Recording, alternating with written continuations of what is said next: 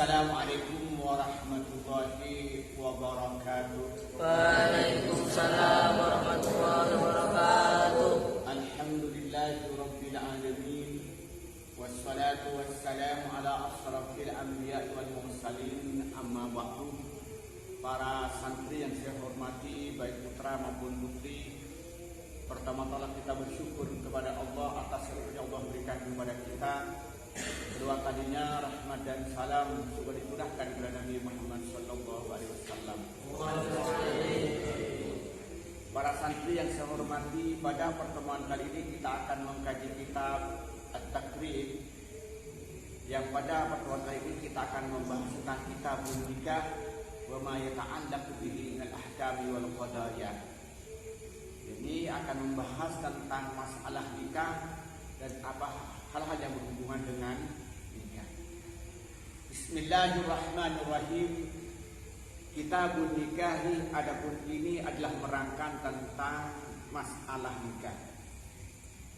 Wa ma dan sesuatu yata'allaqu yang berhubungan apa sesuatu bihi dengan nikah.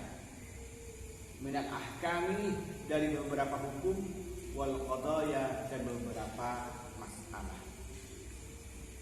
Jadi di sini apa katanya? Kitabun nikahi wa ma yata'allaqu bihi minal ahkami wal qadaya.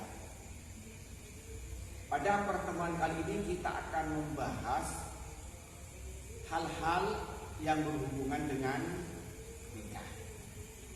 Jadi nanti misalnya waktunya siapanya khair sudah mau menikah, ya kita harus belajar ini. Izul sudah mau menikah, maka kita akan mengetahui nanti bagaimana masalah nikah dan apa yang berhubungan dengan nikah, hukum-hukum yang berhubungan dengan nikah. Ya, misalnya hadol, mau menikah ini harus tahu nih, harus ngaji dengan rajin dia. Di sini menyatakan an-nikahu, adapun nikah, mustahabun itu disunatkan, liman bagi orang yang taju yang butuh siapa orang ilahi pada nikah. Wa yudusu, dan boleh lil hurri bagi orang yang merdeka, apa ayat jemaah mengumpulkan siapa orang yang merdeka baina arba'i haraira, antara mengumpulkan 4 beberapa perempuan merdeka. Walil abdi, dan boleh bagi budak bainas naini, mengumpulkan antara 2. Wala yankihu, dan tidak boleh menikah al-hurru siapa orang merdeka amatan pada budak illa bisyartaini, kecuali dengan syarat. 1, ada musadaqil hurri, tidak memiliki mas kawin untuk perempuan merdeka. Wa khauful anati, dan takut berzina. Jadi kata di sini apa katanya? An-nikahu mustahabun liman yahtaju ilaihi. Nikah ini disunatkan bagi orang yang membutuhkan. Nah, apa nikah itu menurut bahasa apa? Ad-dhammu, kumpul itu namanya menikah. Jadi duduk-duduk bersama ini menurut bahasa apa? Menikah. Menurut bahasa. Kumpul-kumpul main drum band menurut bahasa itu nih.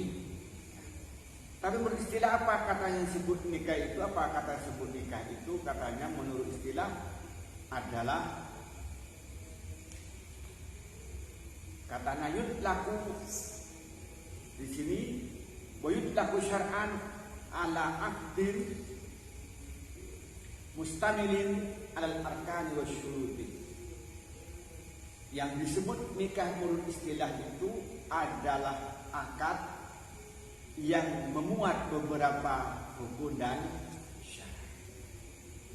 Jadi apa rukun nikah itu?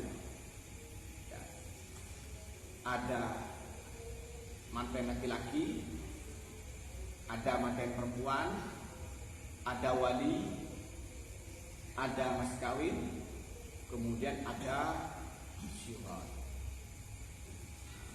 Itu kalau menikah. Nah, di sini dijelaskan itu menikah. Ya, seperti yang kata Allah. Lalu di sini dijelaskan apa kata nikah mustahabut liman yahtaju ilaihi. Nikah itu sunatan bagi orang yang membutuhkannya. Hukum nikah itu ada 5. Yang pertama, hukum nikah itu hukumnya wajib. Nikah itu wajib.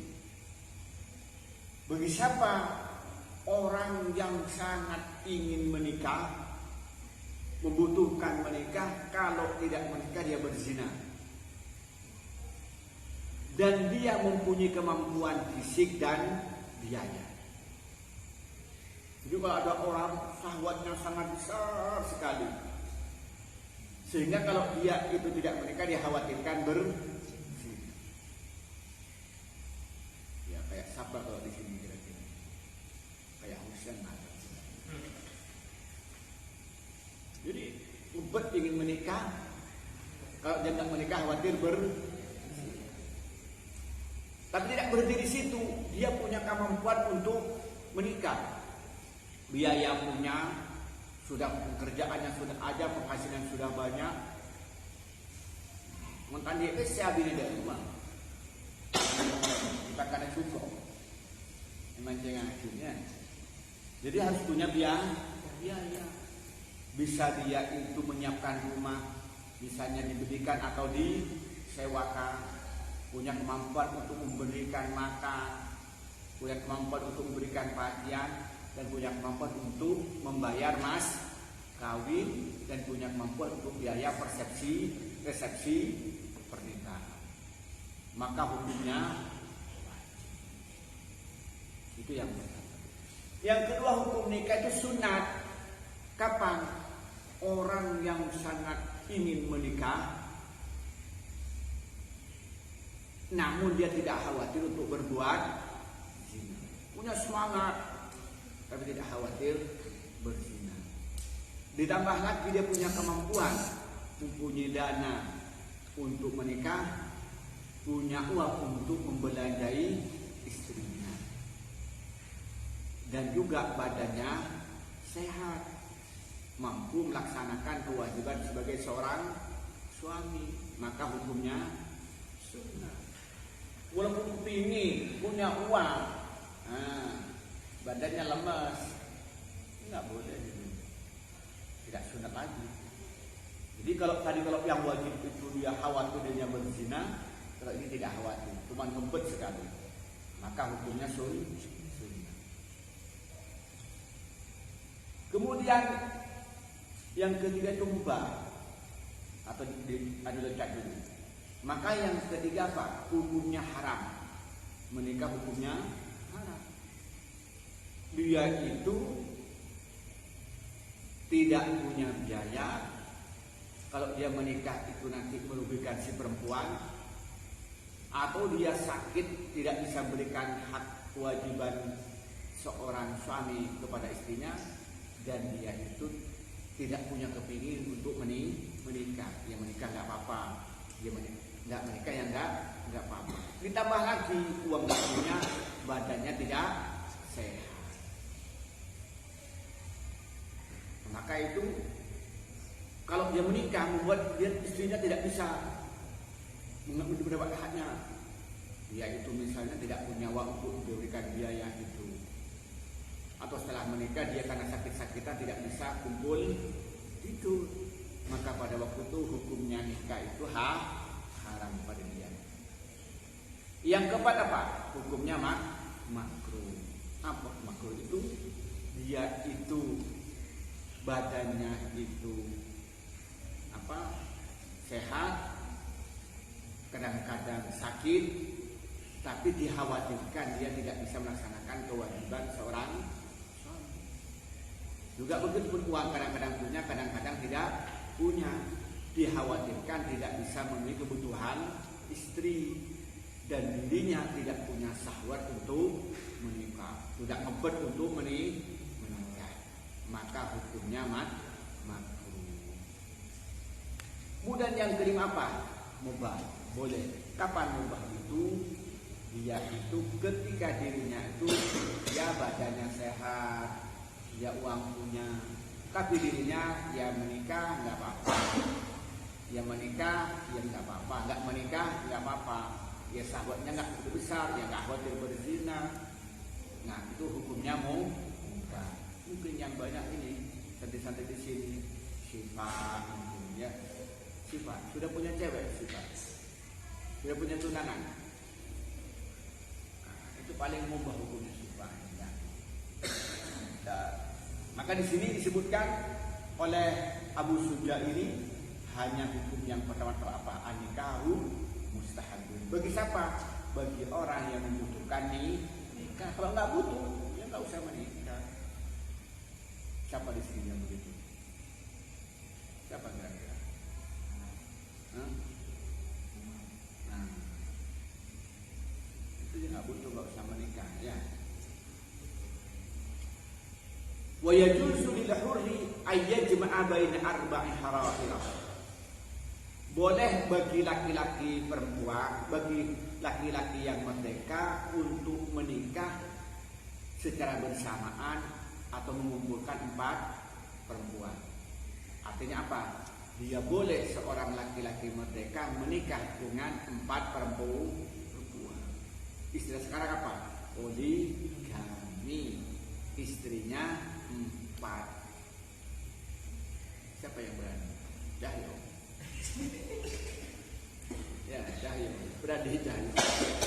Jadi boleh punya jatah 4 asal wani, asal punya biaya. Semangat kawin 4, uang nggak punya, nggak boleh. Itu zalim pada anaknya orang. Punya semangat 4, dirinya sakit-sakitan, 1 aja sudah nggak bisa ngurusin. Ya nggak boleh. Yang boleh itu badannya sehat, uang banyak untuk membiayai 4 istrinya.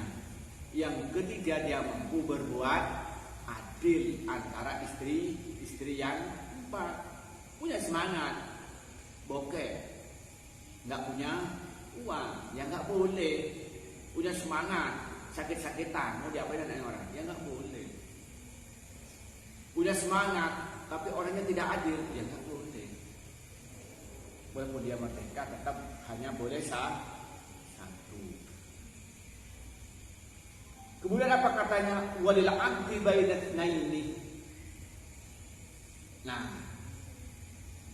walil aqdi bainatnaini. Ada tadi. Kalau budak ini boleh menikah dengan 2 perempuan, budak separuh dari orang merdeka. Sekarang tidak ada budak itu, sudah tidak ada. Tapi ini kalau uangnya terjadi lagi ada perbudakan lagi, maka budak itu hanya boleh menikah berapa? 2 perempuan. Poligaminya boleh 2.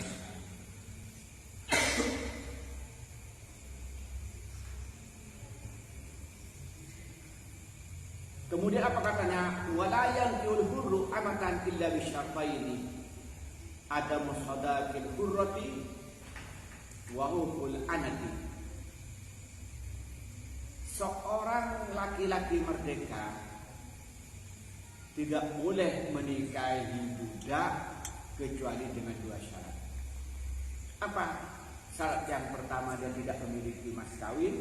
Syarat yang kedua khawatir berzina kalau dia tidak menikah.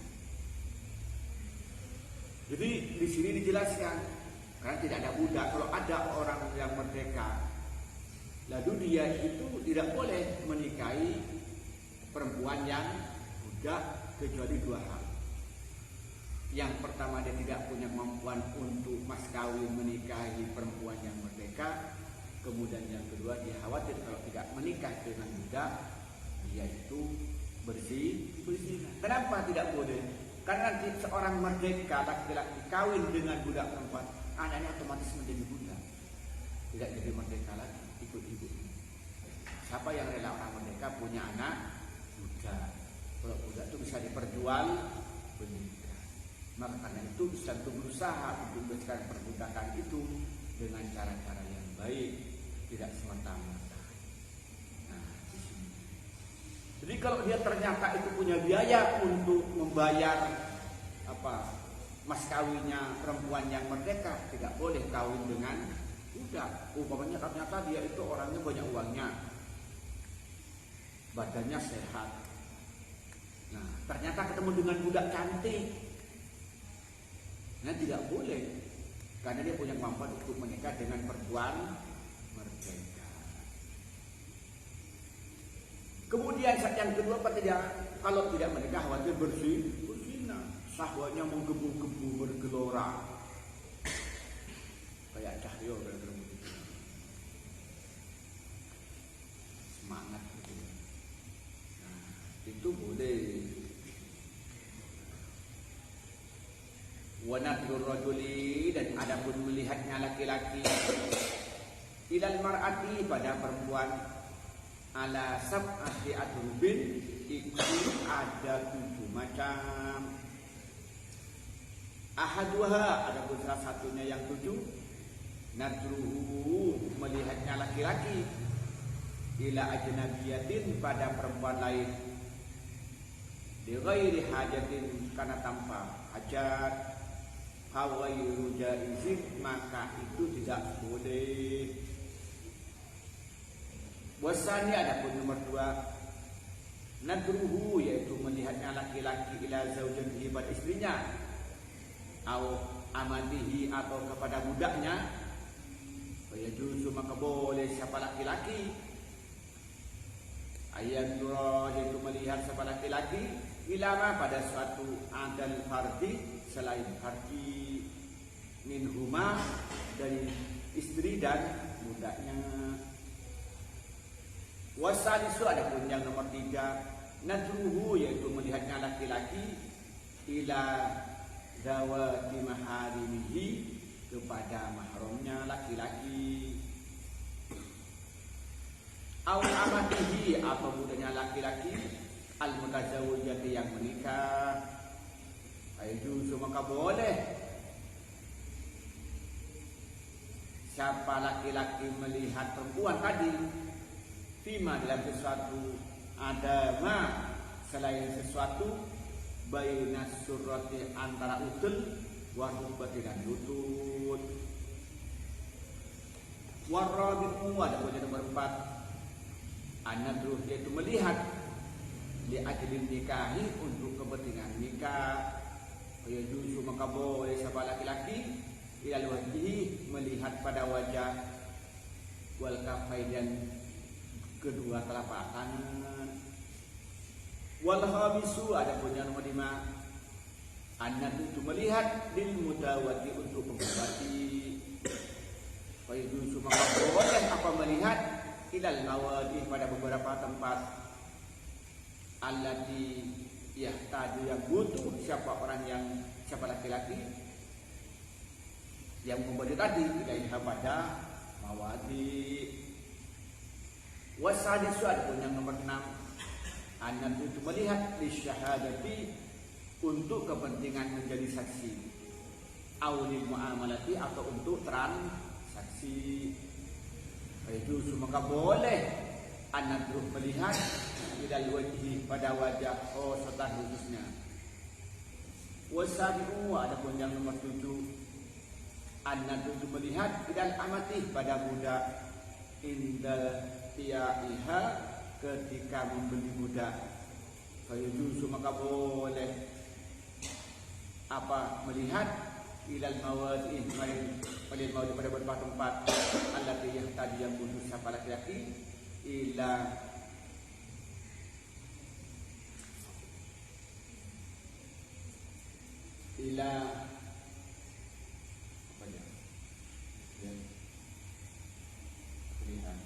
ila taklibiha, untuk melihat bagian-bagiannya. Jadi di sini menyatakan, apa katanya di sini, wa nadhur rajuli ilal mar'ati ala sab'ati adrubin, seorang laki-laki melihat perempuan itu bentuknya ada 7. Yang pertama katanya ahaduha nadruhu ila ajnamiyatin li ghairi hajatin katanya fawailu jaizin. Yang pertama seorang laki-laki melihat perempuan yang lain dan tidak punya kepentingan apa. Jadi orang laki-laki melihat pada perempuan dia bukan mahramnya, bukan ibunya, bukan bibiknya, bukan saudaranya, bukan anaknya, bukan keponakannya. Dan tidak punya kepentingan apa-apa. Dia bukan sebagai dokter, bukan sebagai hakim, bukan sebagai yang sedang transaksi jual beli, maka hukumnya haram. Kayak sampean itu di sekolahan itu melihat temannya itu haram. Kenapa haram? Karena sampean kan bukan kakaknya kan, dan bukan bapaknya, ya, dan bukan mertuanya. Nggak boleh. Hukumnya haram melihat. Siapa yang suka melihat perempuan di sini? Umam. Melihat. Kalau izun. Dia melihat hukumnya haram. Melihat perempuan yang bukan mahram, bukan istri, dan tidak ada kepentingan untuk mendesak. Bukan karena dia sebagai saksi, bukan sebagai terdakwa ada transaksi jual beli dan lain sebagainya. Kemudian apa katanya wasain nadruhu ila zaujatihi aw amatihi fa yajuzu ayanzura ila ma adal farji minhuma. Bentuk yang kedua seorang laki-laki itu melihat istrinya. Jadi bentuk yang kedua seorang laki-laki melihat perempuan dan perempuan itu istrinya sendiri. Misalnya nanti Khair sudah menikah, nah boleh melihat istrinya itu. Selain antara perut, selain kemaluannya, boleh melihat. Jangan bayangkan menikah sekarang, nanti jangan sekarang berbahaya terjadi. Kelihatan izin mikir kalau nikah beribadah gitu. Bahaya izin. Maka itu boleh selain kemaluannya itu. Atau dia punya budak, sekarang nggak ada budak. Nanti kalau mau terjadi lagi, maka boleh melihatnya selain kemaluannya. Itu tidak menikah itu boleh, tapi jangan sekarang. Ya. Jadi bentuk yang kedua yang dilihat istrinya sudah diangkat sah, itu boleh melihat kecuali kemaluannya. Tapi bagian pendapat ulama yang lain itu hukumnya boleh, tapi makruh. Dia menyatakan wasali sunadruhu ila dawati maharimihi aw amatihi mutazawwijati fa yajuzu fi ma ada ma baina surati wa rukbati. Bentuk yang ketiga seorang laki-laki itu melihat perempuan yang perempuan itu adalah mahramnya atau budak yang sudah punya suami. Siapa mahramnya itu?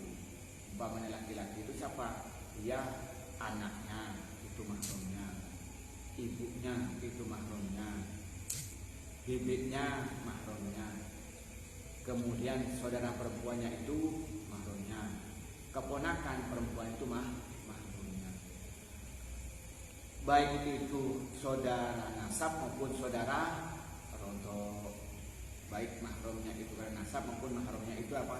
Karena rontok. Apa rontok? Artinya menyusu kepada perempuan dan dia belum umur 2 tahun dan belum makan makanan selain air susu itu menjadi mahram. Misalnya dulu itu masih kecil, itu masih umur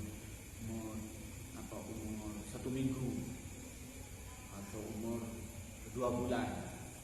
Nah ternyata dia itu nyusu tidak pada ibunya, pada orang lain, maka otomatis orang yang nyusu tadi langsung menjadi mahram, tidak boleh dinikahi. Dan juga anaknya dari ibu perempuan itu menjadi mahram, juga tidak boleh dinikahi. Dan juga juga ibunya dari perempuan yang itu menjadi mahram, tidak boleh menikah. Nah, pada waktu itu kita boleh melihat, tetapi yang tidak boleh apa? Di antara lutut, di antara pusat dan lutut, itu hukumnya haram.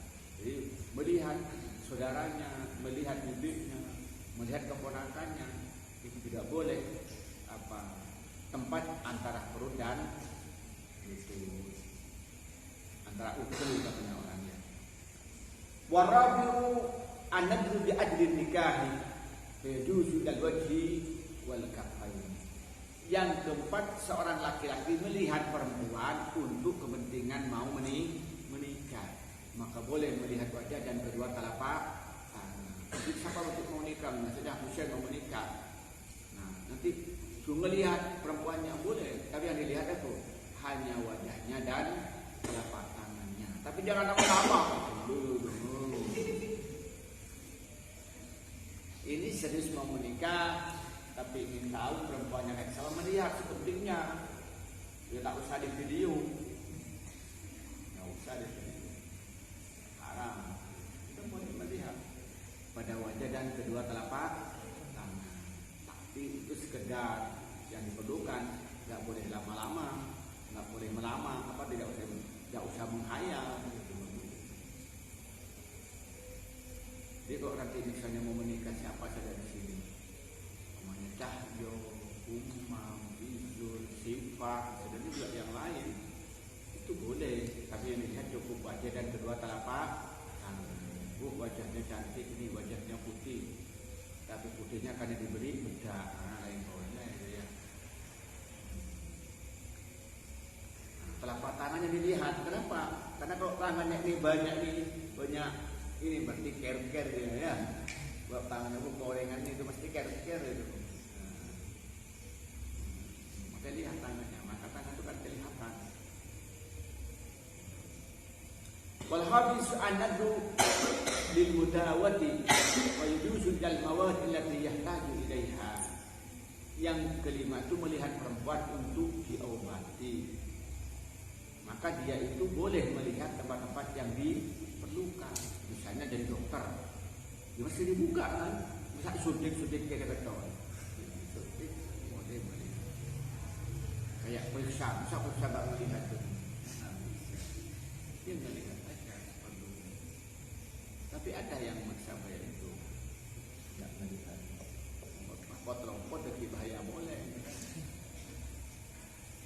bahaya itu. Maka seorang dokter boleh sampai bahkan katanya di dalam kitab Fathul Qari dan juga dalam kitab Al-Bajuri itu bahkan melihat kemaluan perempuan itu boleh bagi dokter yang memang diperlukan dan tidak ada dokter yang lain, misalnya dokter kandungan, perempuan mau melahirkan dan tidak ada dokter perempuan dan tidak ada bidan perempuan kecuali dokter laki-laki, pada waktu itu boleh, tapi hanya sekedar sesuai dengan kebutuhan pengobatan, tidak boleh ngalah betek, tidak boleh ngalah untung ini ya, tidak boleh. Tempat-tempat yang diperlukan, bahkan tempat-tempat yang dianggap sensitif itu boleh, tapi sekedar memenuhi kebutuhan sebagai seorang dokter untuk melaksanakan tugasnya sebagai profesi seorang dokter. Wasadisu an-nadru bi syahadati aw di muamalati fayajuzu nadru ila wajhi khosotan. Yang ke-6 itu seorang laki melihat perempuan untuk sebagai saksi atau untuk ada transaksi, maka boleh melihat wajahnya saja. Jadi kalau ada seorang hakim yang menghadirkan saksinya perempuan, itu boleh, yaitu melihat. Atau memang ada seorang saksi dia itu melihat yang diberikan kesaksian, itu boleh melihat. Atau transaksi sampai jual beli, misalnya mau beli rujak yang menjual perempuan, itu boleh wajahnya, tidak boleh.